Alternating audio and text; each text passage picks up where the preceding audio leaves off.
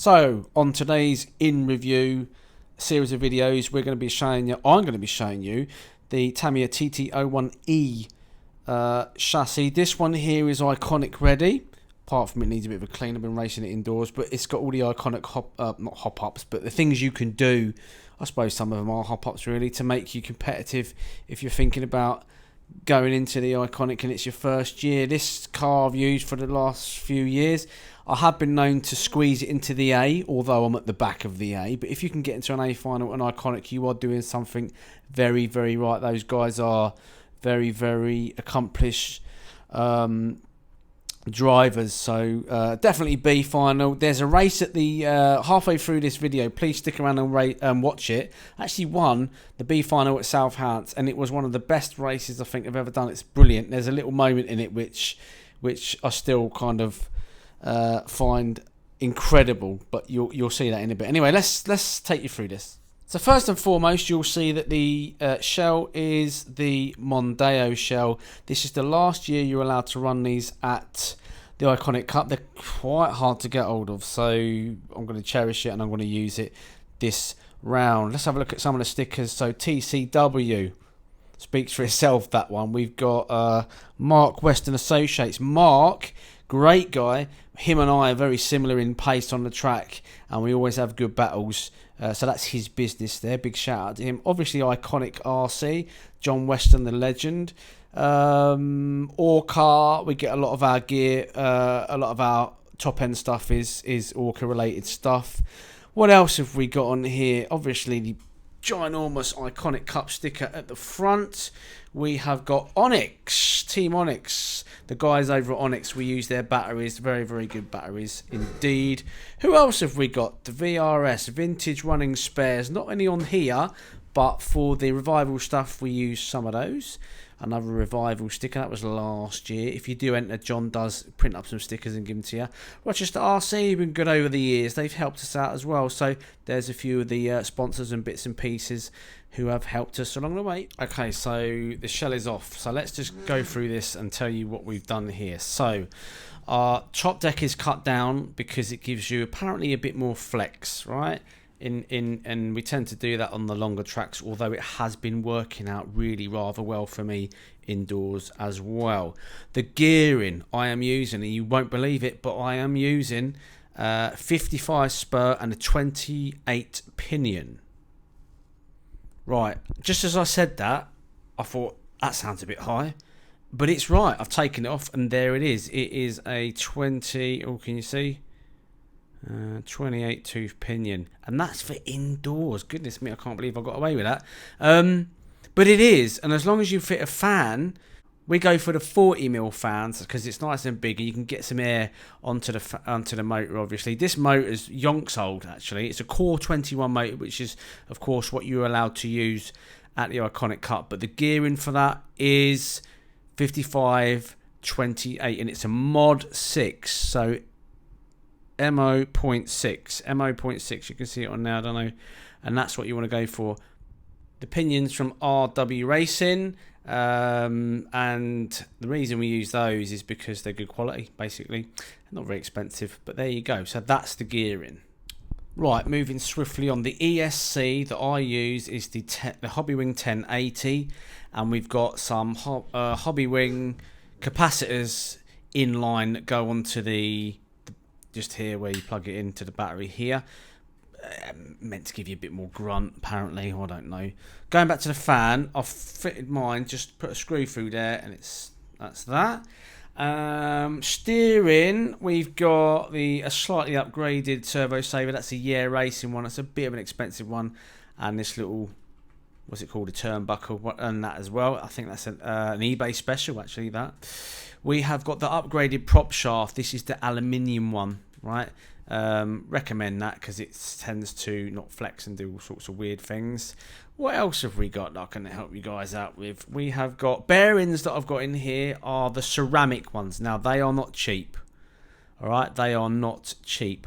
I can't remember where I got them from. If you type in ceramic bearings for TT01 E, it will come up and just, that's all I did. So I can't tell you who I got them off of.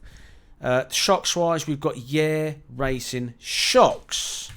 So oils, we've got 600 weight in the front and 400 in the rear. That's what I'm using, all right, or thereabouts. Okay, so that's the combination. I use it indoor and outdoor. I used to have 2 cars, but I found actually this seems to run fine indoors and outdoors, and it saves you messing around with it as well. Spring combinations, we've got blue on the front and yellow on the rear. So there you go, that's the shocks, right?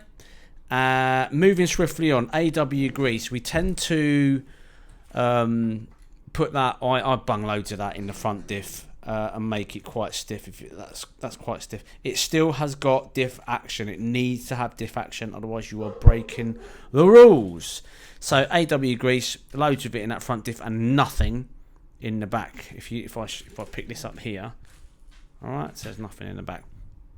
Tire wise, contact A30s we tend to use on carpet, and we use Rush 28s, 30s, dependent on what the temperature is doing outside, and we can change that. Obviously, wet tires in the wet. All right, moving swiftly on.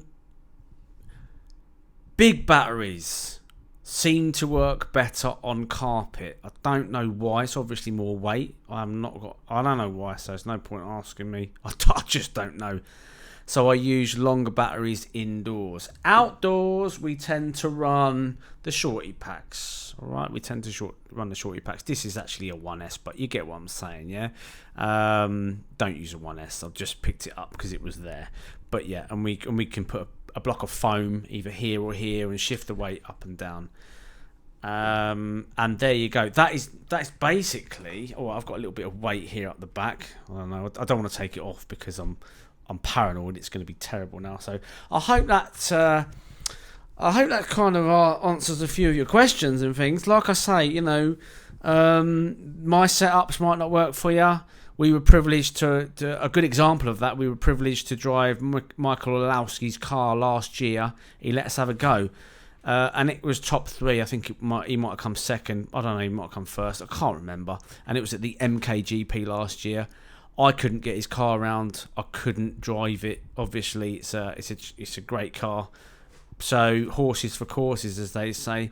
So there you go. I've got one more thing to do now. I need to show you something. Look at that. How cool is that? That is going to go on the bottom there. This is from Basher Skinz. They started to do TT01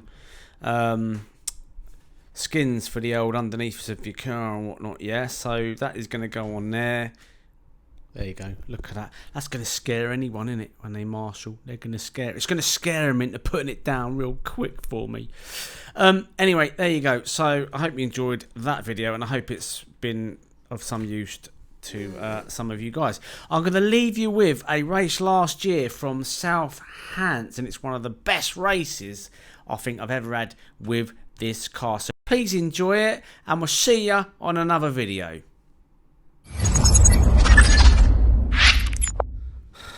Okay, here it is. The sun has finally decided to show its face. Mark is on pole. It's actually quite a short run into the first turn. B final, off we go. He's keeping it nice and tight, nice and clean. Oh, you don't want to make too many mistakes like that. So, Mark's got off to a very good start. He is not the quickest car in this race though. There are faster drivers behind, but he has got race position. I can hear carnage behind him. Mark's got clean track. He can just focus on getting round and hope that the guys behind sort of tangle with each other. Nice clean track. He is away. I guarantee, give it another minute and his heart is going to start pounding. He was a little bit wide there. We've had a little chat with a few people about his racing lines and where he can make up time. He's now starting to get a little bit pressure from the car behind. They are taking some tight turns. Again, he just can't afford to make mistakes, because if he does, the drivers behind are good enough to capitalise on it.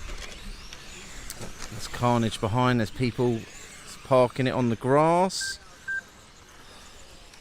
But so far, so good. I don't want to jinx him at all, because if I was to jinx him now and he watched this video back, he would absolutely crucify me. Oh, there's a little clip there of the old knuckle. I say knuckle, it's like a red finger that sticks out onto the track, that one. There's a couple of little mistakes. The pressure's starting to get to him. He's got someone behind who is keeping him very honest, but I think they're a good enough driver that they are going to be able to make the move clean. That is what we're looking for. Clean, fun racing. But Mark is in a battle. He's just overtaken some back markers there, but there is traffic coming. Oh, it's getting close between these two. We do not want a coming together, because if we do, we've got second, we've got third, we've got a few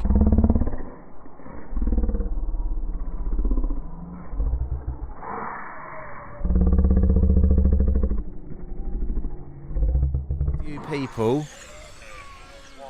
Mark got overtaken, but then he came back through.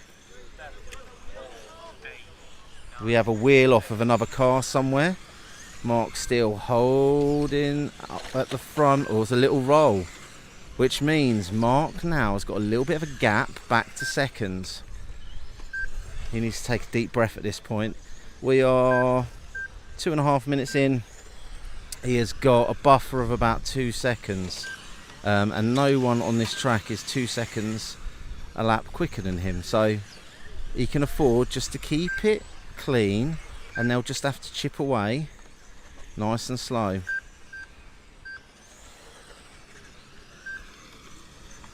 Now my arms are starting to get tired, and I don't really want to record this much more because he's out in front. It's looking easy, but if I stop recording and something happens, I will not forgive myself. So Mark is out in front, and there's second place. Second's looking much quicker through that section. Again, Mark's keeping it clean. It's going a little bit deep there, not so deep there. I think Mark is actually finding his rhythm now, but the guy behind is starting to close in. This is second. He is pushing really hard. Just follow him for a little bit. Nice and tight. You can see there the back end's just stepping out for him, which is making him turn these turns a little bit tighter. There's not much between Mark and him, to be fair. But as we come around this part of the track, here's Mark. He's got clear track in front of him. We're 4 minutes into the race now. Last minute of the race. 1, 2, 3, 4, 5, 8, 9, 10. So my hopes of leaving early and getting on the road are being dashed right now by Mark's amazingly clean drive in this final. It looks like he is going to take the win in the B final here, and that means we're going to be staying for the prize giving. So we have now got about 30 seconds left of this race for Mark to make a mistake and drop off the podium. But looking at it, the only person that could catch him is, it's a mistake from second place. They were pushing hard, they ended up down the ditch. Mark now has got a couple of seconds comfortably in the lead now. He just needs to keep it clean, not make any mistakes. He's going slightly wide around these turns, but he doesn't need to take any risks. And there it is, start to finish, Mark takes the win.